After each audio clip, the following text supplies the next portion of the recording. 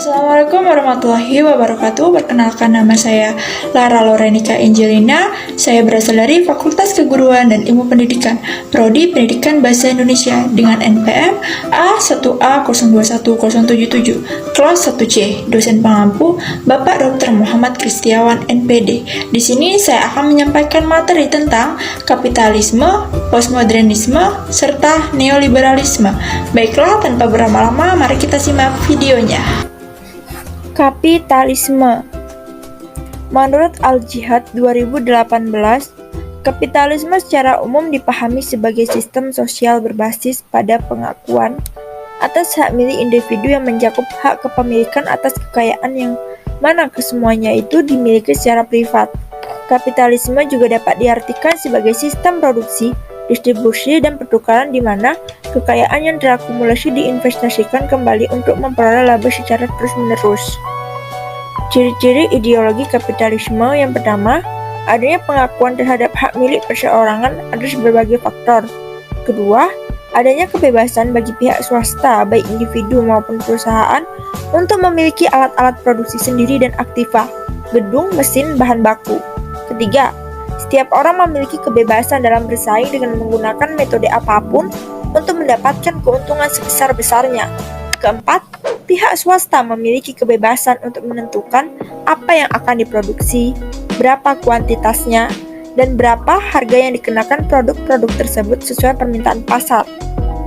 Kelima, pemerintah tidak ikut campur tangan dalam kegiatan perekonomian. Meskipun pemerintah dapat mengelola proses ekonomi, namun pemerintah tidak dapat membatasi aktivitas dan kepemilikan para pemegang modal. Keenam, sistem kapitalisme akan membentuk perilaku individualisme pada setiap orang dalam masyarakat yang ditandai dengan karakter materialisme. Dan yang terakhir, masyarakat yang hidup dalam sistem kapitalisme cenderung berperilaku hedonisme karena telah dipengaruhi oleh pengusaha. Kelebihan kapitalisme yang pertama, cenderung lebih efisien dalam memanfaatkan berbagai sumber daya dan distribusi barang. Kedua, masyarakat menjadi lebih kreatif karena adanya keinginan untuk memperbaiki diri agar bisa bersaing. Dan yang ketiga, pertumbuhan ekonomi semakin pesat karena adanya kompetensi pasar. Kekurangan kapitalisme yang pertama, timbulnya pasar persaingan tidak sempurna dan pasar persaingan monopolistik. Kedua, persaingan antar bisnis sering menimbulkan konflik dan ketidakadilan, di mana hanya pengusaha bermodal besar yang menjadi penguasa pasar. Dan yang ketiga, sistem kapitalisme membuat perekonomian hanya berorientasi pada uang saja, sehingga para pengusaha menjadi materialistik. Postmodernisme. Postmodernisme ialah paham yang berkembang setelah era modern dengan modernismenya. Postmodernisme bukanlah paham tunggal sebuah teori, namun justru menghargai teori-teori yang bertebaran dan sudah dicari titik temu yang memberikan arti postmodernisme sebagai kelanjutan dari modernisme. Namun kelanjutan itu menjadi sangat beragam. Asas postmodernisme yang pertama, penaifan terhadap keuniversalan suatu pemikiran atau totalisme.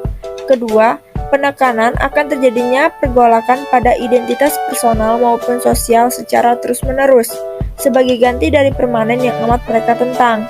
Ketiga, pengingkaran atas semua jenis ideologi, memudarnya kepercayaan pada agama yang bersifat transenden atau metanasari, dan diterimanya pandangan pluralisme, relativisme, kebenaran.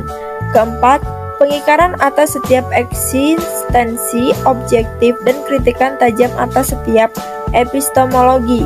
Kelima, pengingkaran akan penggunaan metode permanen dan paten dalam menilai ataupun berargumen. Semakin terbukanya peluang bagi kelas sosial atau kelompok untuk mengemukakan pendapat secara lebih bebas. Dengan kata lain, era postmodernisme telah ikut mendorong proses demokratisasi. Dan yang keenam, konsep bersifat pada era postmodernisme adalah hasil penggabungan dari berbagai jenis fondasi pemikiran. Mereka tidak mau terkungkung akan terjebak dalam satu bentuk fondasi pemikiran tersebut. neoliberalisme. Menurut KBBI, neoliberalisme adalah aliran politik ekonomi yang muncul setelah Perang Dunia Pertama, ditandai dengan tekanan berat pada segi positif ekonomi pasar bebas, disertai dengan usaha menekan campur tangan pemerintah dan konsentrasi kekuasaan swasta terhadap perekonomian. Dalam buku A Brief History of Neoliberalism, David Harvey 2005 mengatakan neoliberalisme adalah paham yang menekankan jaminan terhadap kemerdekaan dan kebebasan individu melalui pasar bebas, perdagangan bebas, dan penghormatan terhadap sistem kepemilikan pribadi. Ini merupakan kombinasi antara liberalisme, paham yang menekankan kemerdekaan dan kebebasan individu, dan doktrin pasar bebas dalam tradisi ekonomi neoklasik. Para pendukung menempatkan idealisme politik tentang martabat manusia dan kemerdekaan individu sebagai nilai sentral peradaban. Mereka menganggap nilai-nilai itu menghadapi ancaman bukan saja oleh fasisme, komunisme, dan kediktatoran, tetapi oleh segala bentuk campur tangan negara yang memakai idealisme kolektif untuk menekan kebebasan individu.